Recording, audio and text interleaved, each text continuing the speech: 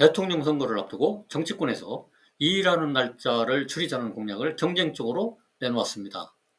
더불어민주당이 단계적 근로시간 단축을 위한 주 5일제를 띄우자 국민의힘은 근로시간 단축 없는 주 4일제로 맞불을 놨습니다. 정년 연장과 청년 고용 확대의 딜레마 상황을 극복할 수 있는 해법을 내놓지 못하고 있는 정치권이 또다시 선거를 의식해서 표퓰리즘에 가까운 대선 공약을 내놓으면서 갈등이 커지는 모양새가 됐습니다. 주 4.5일제 공약이 같은 것처럼 보이지만 내용은 서로 다른 동상이몽입니다. 국민의힘이 주장하는 주 4.5일제는 총 근로시간을 그대로 둔 채 주중에 몰아서 일하고 금요일 날 빨리 퇴근하는 제도입니다. 근로시간 단축이 아닌 근로시간 유연성에 방점을 둔 것이죠. 반면에 더불어민주당이 주장하는 주 4.5일제는 근로시간 단축이 핵심인데 현재의 근로시간 40시간을 36시간으로 줄이고 그 다음 단계로 주 4일제로 단계적으로 줄여나가자는 것입니다. 경기도와 일부 민간기업에서 시범적으로 도입한 사례가 있기는 합니다. 양당이 주장하는 주 4.5일제를 두고 정부는 우려하고 있습니다. 가장 큰 문제는 부익부 빈익빈의 문제입니다. 고용노동부 관계자는 주 4.5일제든 주 4일제든 지난 대선 때도 나왔던 얘기로 내부적으로 검토해 봤을 때 임금 삭감 없이 근로시간을 단축하는 것은 중소기업 입장에서 어려움이 크기 때문에 부정적인 반응이 많다고 전했습니다. 학계에서 윤동열 건국대 교수는 대기업과 공공기관은 혜택을 받을 가능성이 있지만은 중소기업이나 소상공인들에게는 그림의 떡이라면서 중소기업의 경우 근로시간은 유지된 채로 추가 연장근로 수당만 부담을 안게 될 수도 있다고 지적했습니다. 국민의힘 내부에서도 의견이 갈립니다.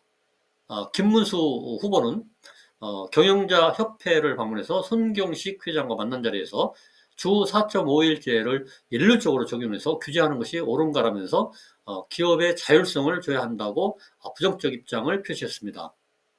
경영계를 대표하는 손경식 경총회장은 기업들이 많은 걱정을 하고 있다면서 경총회장단은 주 4.5일제든 주 4일제든 시행됐을 때 모든 업종과 모든 기업을 일률적으로 규제하는 법률은 현실에 맞지 않다는 의견을 전달했습니다.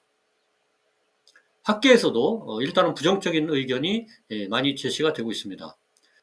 김기선 충남대 법학전문대학원 교수는 어떤 방식의 4.5일제든 법으로 정하려 한다는 게 문제라면서 중소기업은 현재도 노동력이 부족한 상황인데 법으로 밀어붙이면 부작용이 클 것이라고 말했습니다.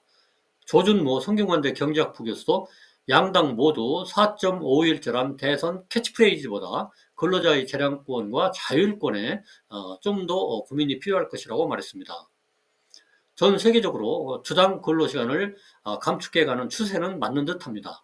그러나 실제로 법정 근로시간을 주 40시간 미만으로 정한 국가는 호주, 벨기에, 프랑스 등으로 소수에 불과합니다.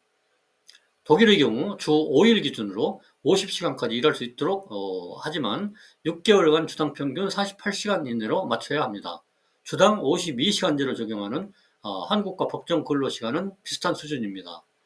독일의 연평균 근로시간은 1349시간으로 한국의 1872시간보다 매우 많이 짧지만 독일이 근로시간 저축 계좌제를 운영하고 있기 때문이라고 합니다. 2000년 주 5일제 도입 당시를 돌아보면 4.5일제 도입의 험로가 예상됩니다. 주 5일제는 2000년 당시 한나라당과 민주당이 공약으로 발표한 이후에 모든 사업장에 적용된 건 2011년으로 10년 넘게 걸렸습니다. 임금 삭감 없이 근로시간을 단축한다면 금상첨화겠죠. 현실적으로 근데 그런 해법이 있는지 의문입니다.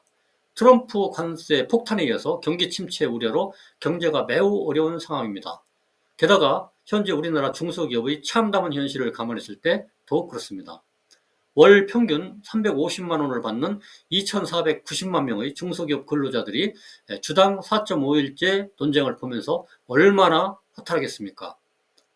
노동시간 단축이 세계적인 흐름이라면 경제사회노동위원회나 정부 차원에서 다양한 모델을 만들고 시범사업을 하면서 점차적으로 보완점을 개선하는 방안으로 시행하는 것이 합리적일 것입니다.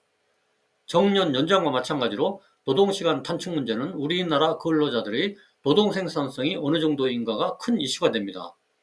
OECD 경제협력개발기구 WF 세계경제포럼 자료에 따르면 2023년도 기준으로 우리나라의 시간당 노동 생산성은 51달러로 83.6달러인 미국의 61% 수준밖에 안 됩니다. 독일의 83달러, 프랑스의 81달러와도 큰 차이를 보이고 있습니다. 51.3달러인 일본과 비슷한 수준입니다. 문제는 더 있습니다.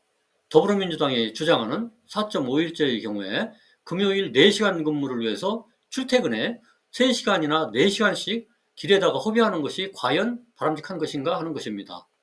국가적으로 필요한 어젠다라고 하더라도 공론화를 할 때는 경제적, 사회적 여건을 면밀히 따져봐야 할 것입니다. 이슈를 선점하기 위해서 툭툭 던지는 게 능사는 아니란 얘기입니다. 효율은 늘리고 근로시간은 줄인다면 혜택받는 소수는 좋아하겠죠. 그렇지만 사회적 갈등은 더 커질 수가 있을 것입니다. 오래전에 유행했던 어떤 개그맨의 한마디가 생각납니다. 그렇게 놀 생각만 하면 그럼 소는 누가 키우나?